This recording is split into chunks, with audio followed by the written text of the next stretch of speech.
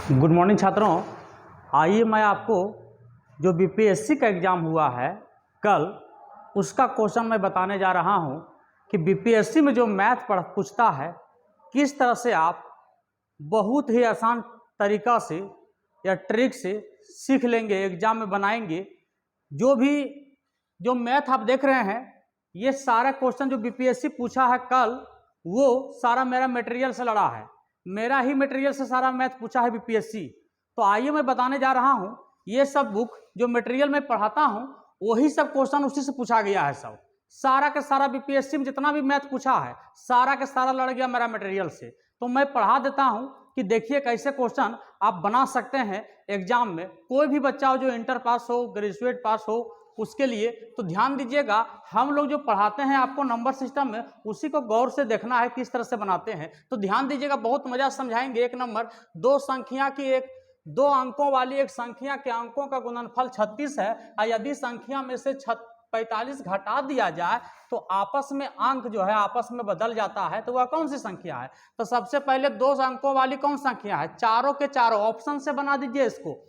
चारों है दो अंकों वाली बाबू, और दोनों का गुणनफल 36 होना चाहिए। तो देखिए 94 है, तो 9 चौका 36 दिख रहा है आप लोग को, 94 हुआ। 9 चौका 36 है कि नहीं? 9 चौका 36 आपको दिखा कि नहीं? अब क्या कहता है, यदि उस संख्या में से 45 घटा देंगे तो अंक उलट जाएगा। माने 94 का उल्टा होना चाहिए 49, 9 4 का उल्टा 4 9 होना चाहिए। तो देखिए बात सही है गलत है? तो एक राम से एक पैंचा लेंगे, 14, 14 में से 5 घटा 9, शेष कितना बचाइए? 8, 8 में से 4 घटा 4 49। ऑप्शन नंबर ए आपका सही हो गया। ये ऑप्शन से ही बनाना होता है, इसका नियम भी है, लेकिन अभी नियम मैं नहीं बताऊंगा, मैं जब पढ़ाता हूं तो बताता हूं।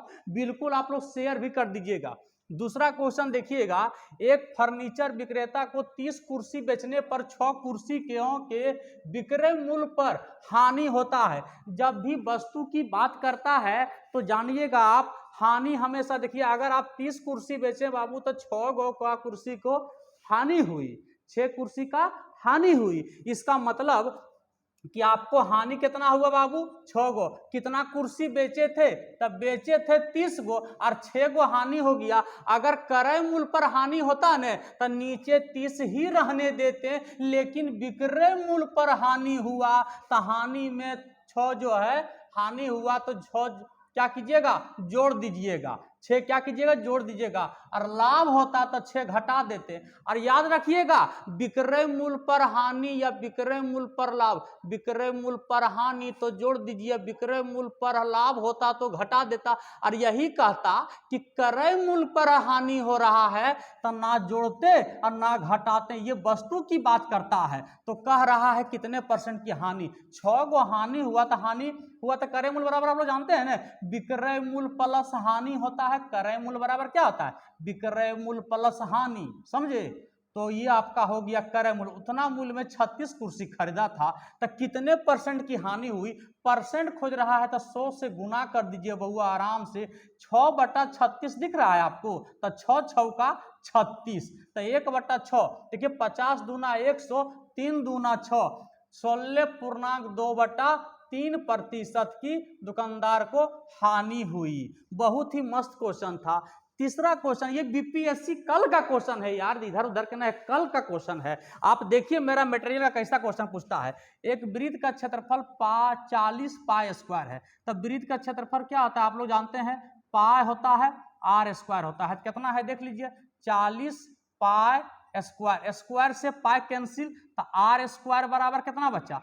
40 पाई। अब ध्यान से देखिएगा, वृत्त की त्रिज्या के बराबर भुजाओं वाले वर्ग का क्षेत्रफल बताइए। मतलब कि वृत्त का जो त्रिज्या आर है और वर्ग के भुजा के बराबर है, वर्ग के भुजा के बराबर है, तो वर्ग का क्षेत्रफल बताइए। तो वर्ग का क्षेत्रफल क्या होता है बताइए आप? भुजा स्क्वायर होता है, वर्ग का क्षेत्रफल भुजा स्क्वायर होता है। तब भुजा स्क्वायर, तब भुजा के मान आर है तो क्षेत्रफल खोज रहा है, तो भुजा स्क्वायर बराबर आर स्क्वायर लिखिएगा। और आर स्क्वायर के मान कितना है? 40 पाई है।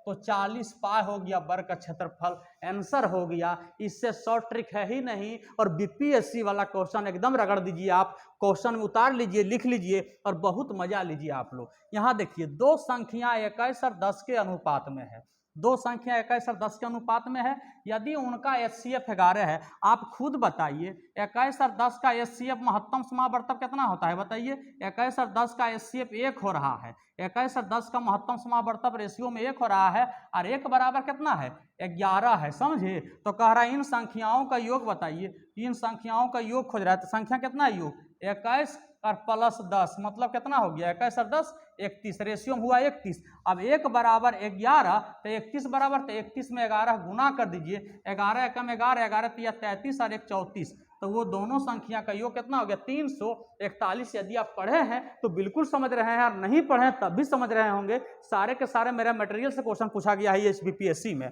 अब ध्यान दीजिएगा बाबू, एक स्मार्टफोन को P रुपया में बेचने पर 10% का लाभ होता है और स्मार्टफोन को Q रुपया में बेचने पर 4% की हानि होता है। तब P और Q का मान बताइए। तो एक जगह लाभ और एक जगह हानि हो रहा है, तब बेचते हैं तब विक्रय मूल्य अलग अलग हो रहा है। तो करना क्या है, क्रय मूल्य में दोनों को बदल दीजिए। जहां लाभ हुआ उसको उलट दीजिए, क्रय मूल्य हो जाएगा। जहां हानि हुआ उसको भी उलट दीजिए, क्रय मूल्य, क्योंकि क्रय मूल्य बराबर होता है विक्रय मूल्य गुना उल्टा।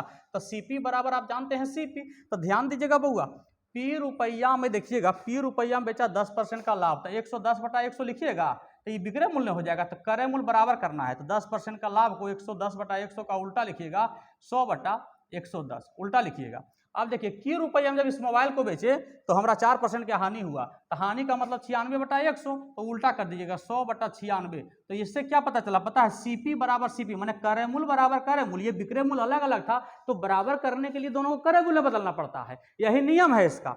अब देखिए 100 से 100 कट गया। अब देखिए 55 दूना 110, 48 दूनी 96, आपका यही आंसर है। बीपीएससी का क्वेश्चन है ये, बीपीएससी का क्वेश्चन को एकदम रगड़ दीजिए, एकदम शेयर कर दीजिए बाबू। ये क्वेश्चन मैं आपको हमेशा पढ़ाता हूँ, आपका बुक का ही क्वेश्चन है, एकदम आपका बुक का। आप देखिए 169 में 27 जोड़ेंगे तो कितना हो जाएगा 9 7 16 196। ध्यान दीजिएगा बउआ, इसको देखिए 1 + 27/169, 169 एलसीएम हुआ। 169 में 27 जोड़ेंगे कितना होगा पता है, 169 में 27 जोड़ेंगे तो 196 और नीचे कितना है 169। इसका मतलब 196 का वर्गमूल होता है 14 और 169 का वर्गमूल होता है 13। अब इधर क्या बचा है, तो इधर बचा हुआ है 1 + x/13। देख रहे हैं, इसको देखिएगा प्लीज बाबू रे, आप लोग इसको ध्यान से देखिएगा। 13 + x लिखिएगा, 13 + x एलसीएम 13 है, तो 13 + x और बट्टा में 13 लिखिएगा। 13 से 13 कैंसिल, तो 14 में से 13 घट जाएगा, 14 में से 13 घट जाएगा बाबू। एक आपका आंसर हो गया। बीपीएससी का क्वेश्चन है, एकदम शेयर कर दीजिए, लाइक कर दीजिए। और सारे के सारे क्वेश्चन मेरा मटेरियल का है, मैं कल भी बीपीएससी का क्वेश्चन दूंगा। अभी एकाएक कोई लड़का भेजा था तो हम देख लिए, तो तुरंत इसको बनाइए दिए, सोचे तुरंत बना ही दो। अभी जस्ट मैंने क्वेश्चन को देखा और तुरंत मैंने देखा मेरा बुक का ही पूछा गया है, इसलिए मैंने इसको बना दिया। आप लोग बिल्कुल शेयर कीजिए, शेयर करना नहीं छोड़िए, एकदम रगड़ दीजिए, कॉपी में इसको उतार लीजिए बाबू। एकदम इससे बाहर क्वेश्चन नहीं पूछेगा। हम बताते हैं ना आपको कि मेरा मटेरियल से बाहर कभी ना पूछा था ना पूछता है। रेलवे, एसएससी, बैंक, किसी भी एग्जाम में बैठिए, मेरा मटेरियल काफी है। इसलिए आप लोग खूब मन लगाकर पढ़िए और एकदम एक कोना में, रूम के एक कोना में बैठ के पढ़े रहिए। जिस रूम में अंधेरा हो उसी रूम को हमेशा चूज कीजिए और उसी रूम में पढ़िए। और एक चाइना लाइट रखिए, इमरजेंसी में लाइन कट जाए तो उसको जला के पढ़िए। समय की बर्बादी बिल्कुल नहीं करिए। किसी से दुश्मनी है तोरा, केवल दुश्मनी हो पढ़े वाला लड़का से, ओकरा मोबाइल खरीदवा दो, सब दुश्मनी निकल जाएगा तो। इसलिए मोबाइल मत रखिए, दूसरों को खरीदवा दीजिए, उसको रिचार्ज करवा दीजिए, वही दुश्मनी निकल जाता है। इसलिए खुद को मन लगाकर पढ़ाई करो। Thank you Babu.